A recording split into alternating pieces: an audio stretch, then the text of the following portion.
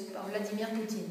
D'après les enquêteurs, Jérôme Cahuzac, le ministre des Finances, est accusé d'avoir détourné de l'argent des comptes de l'État.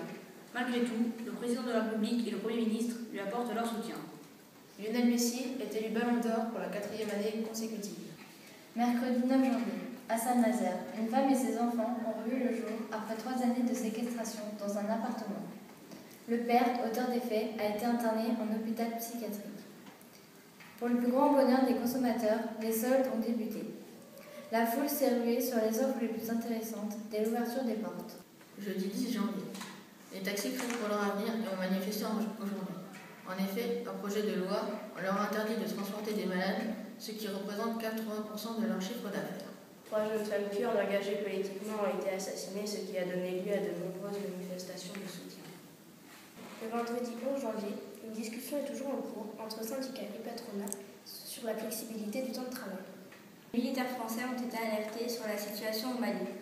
Ils vont tenter de repousser les rebelles islamistes qui ne cessent de gagner du terrain. Marseille est officiellement devenue la capitale européenne de la culture.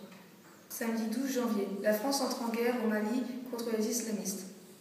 Les anti-mariages gays chantent la famille, un papa et une maman dans les rues de Paris. Au chapitre économique, hausse des prix de 2,3% à la SNCF, des baisses de taux de rénovation du livret A à 1,75% au lieu de 2,25%.